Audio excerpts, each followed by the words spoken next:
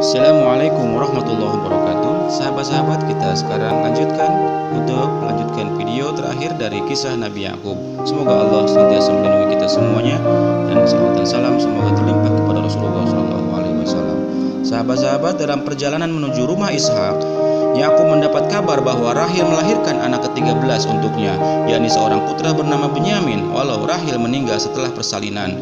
Dengan demikian Yakub dapat menjadi leluhur ke-12 suku serta menggenapi nubuat untuk dirinya. Ke-12 putra Israel atau Yakub adalah Ruben, Simon, Lewi, Yehuda, dan Naftali, Gad, Asher, Isakar, Zebulon, Yusuf, dan Benyamin. Sepeninggal Rahel, Yakub sendiri yang harus mengurus Yusuf dan Benyamin, sehingga putra-putra Rahel lebih diperhatikan melebihi putra-putra Israel atau Yakub yang lain. Sebagai nabi pilihan, Yakub dikarunia ilmu istimewa dari sisi Allah, sehingga mendapat nubuat bahwa Yusuf akan menjadi pertanda yang akan menyelamatkan kehidupan seluruh Bani Israel terhadap banyak kesusahan yang melanda, dan Yusuf akan menjadi persyarat penggenapan berkat Allah kepada Ibrahim dan Ishak. Terlebih lagi, Yakub mengetahui bahwa perlindungan Allah telah menyertai Yusuf. Oleh sebab itu, Yakub sangat mengutamakan keselamatan Yusuf. Yusuf pernah mendapat mimpi nubuat yang bermakna bahwa ke-11 saudaranya beserta kedua orang tuanya akan bersujud di hadapan dirinya. Bahkan Yusuf memahami makna mimpi ini adalah pertanda keistimewaan dirinya dibanding putra-putra Yakub yang lain. Hal ini menimbulkan kebahagiaan pada diri Yakub bahwa Yusuf mewarisi anugerah nubuat beserta berkat sebagaimana yang pernah dikaruniakan untuk Ibrahim dan Ishak. Israel atau Yakub melarang Yusuf menceritakan mimpi ini kepada saudara-saudaranya. Walau demikian, rasa iri menyulut rasa benci pada diri saudara-saudaranya, sehingga muncul niat jahat terhadap Yusuf. Sewaktu ke-10 putra Yakub mendapati perlakuan istimewa yang sang ayah terhadap Yusuf dan Benyamin, maka muncul dugaan bahwa ayah mereka telah hendak berlaku curang terhadap mereka. Yehuda bersama ke-9 saudaranya mengadakan siasat supaya menghindarkan perilaku curang sang ayah terhadap para putra Yakub, serta supaya mereka memiliki bagian tertentu dalam mewarisi anugerah.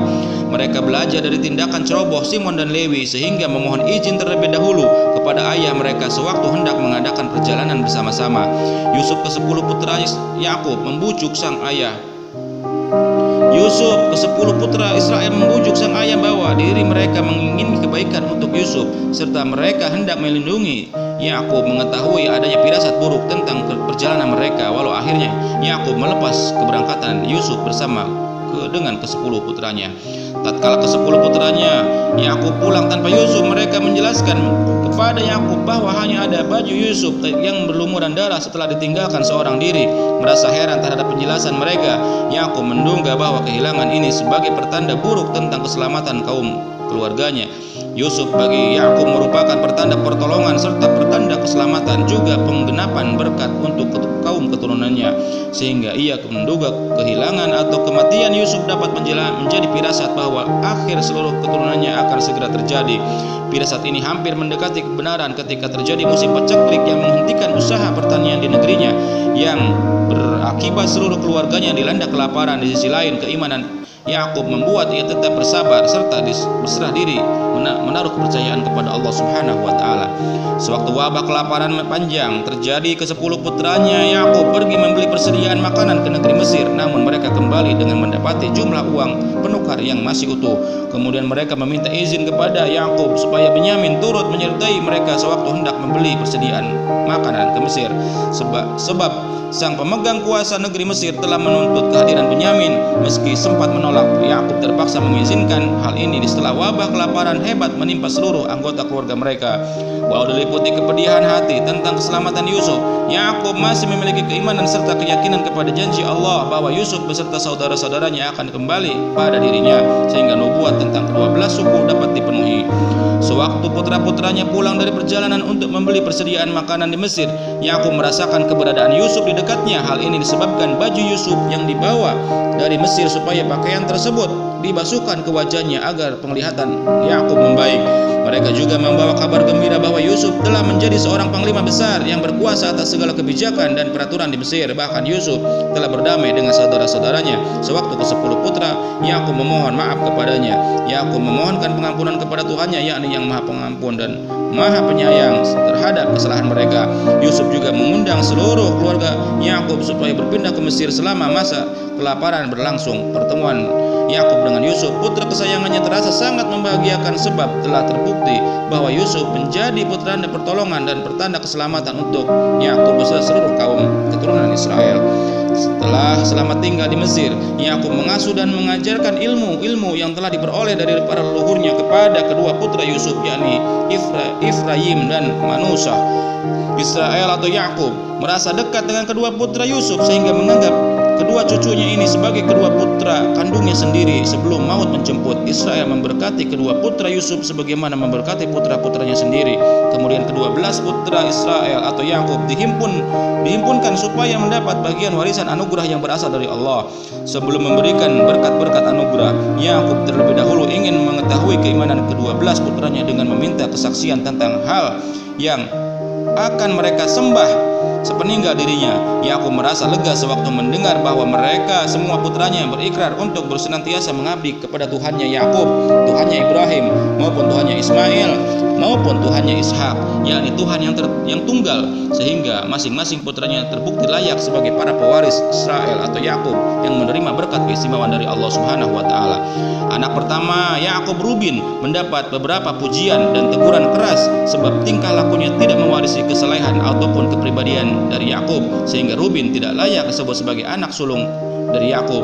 Oleh sebab itu, warisan kesulungan berupa bagian kedudukan iman beralih ke Lewi, sementara bagian kerajaan beralih ke Yahuda, serta bagian terbanyak milik anak sulung beralih ke Yusuf.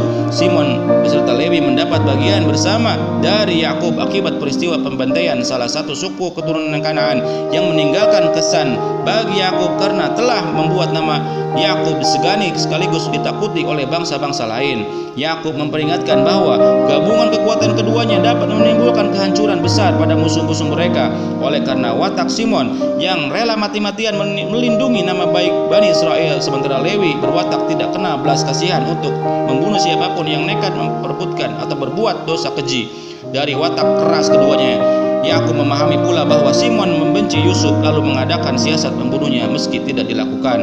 Mendapati ketiga saudaranya mendapati teguran keras, Yahuda merasa takut bahwa ia akan mendapat bagian serupa karena dirinya merasa bersalah terhadap pemimpin siasat untuk memisahkan Yusuf. Akan tetapi Yakub justru sangat memuji Yahuda yang memiliki kebijaksanaan untuk memutuskan sesuatu, sebab Yakub mengetahui bahwa Yahuda adalah orang yang berhasil menghindarkan dosa pembunuhan terhadap Yusuf. Yahuda terbukti memiliki sikap takut terhadap hukuman Allah, sehingga Yahuda berhasil menyadarkan kesembilan saudaranya bahwa Yusuf adalah seorang putra Israel atau putra Yakub yang juga seorang yang masih bersaudara dengan mereka. Lalu ke-10 putra Yakub bersepakat tidak membunuhnya. Yakub menyampaikan berkat bahwa Zebulon akan memperoleh penghidupan yang baik di tepi lautan, sedangkan Yisahar akan menjadi pekerja rodi yang kuat di negeri yang makmur. Dan Yakub memberkati dan bahwa kaum keturunannya muncul sebagai suku hakim di Bani Israel yang kelak menjadi pertanda keselamatan dari Allah, sedangkan Gad akan menjadi suku yang tangguh walau hidup di tengah-tengah bangsa besar. Dan Yakub memberkati Asher bahwa kelak kaum keturunannya akan menyediakan hidangan kaum raja dan bangsawan, sementara itu Naftali akan muncul seperti rusa melompat yang menyampaikan perkataan bijaksana. Ketika giliran perkataan untuk bagian Yusuf, Israel atau Yakub sangat bersyukur kepada Allah karena ia masih diizinkan melihat Yusuf maupun keturunan Yusuf yang Allah karuniakan untuk menyelamatkan keberlangsungan Bani Israel menghadapi berbagai kesulitan. Yakub menyampaikan pujian yang luar biasa untuk Yusuf sebab bagian warisan terbesar dari Ibrahim, Ishak dan dirinya akan menyatu pada diri Yusuf, anak sulung dari Yakub.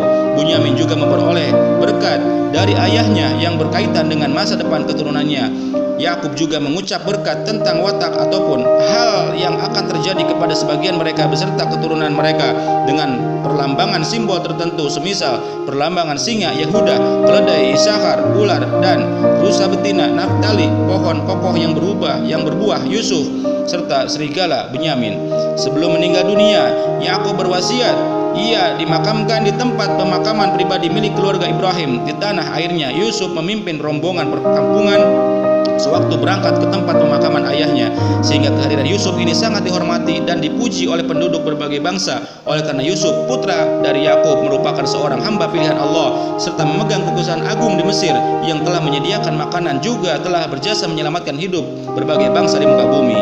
Sahabat-sahabat, Allah menggelari Yakub sebagai salah satu dari ketiga manusia pilihan yang paling utama setelah Ibrahim dan Ishak. Selain itu, Yakub disebut pula sebagai Israel, leluhur umat Bani Israel, yakni sebuah umat pilihan yang Allah istimewakan melampaui alam semesta. Namun Israel disebut sebanyak 2 kali dalam Al-Quran, serta memiliki banyak keturunan yang termasuk golongan Nabi. Sahabat-sahabat, itulah mungkin kisah dari Nabi Yakub terakhir, penutup, dan insya Allah kita akan mendengarkan kisah-kisah Nabi berikutnya di video berikutnya. Sahabat-sahabat, jangan lupa bila berkenan silahkan like, comment, share, subscribe, dan tekan tombol loncengnya. Semoga bermanfaat dan banyak hikmahnya buat kita semuanya. Sampai berjumpa kembali. Mohon maaf bila banyak kesalahan, khilaf dalam kata-kata ataupun yang lainnya. Wassalamualaikum warahmatullahi wabarakatuh.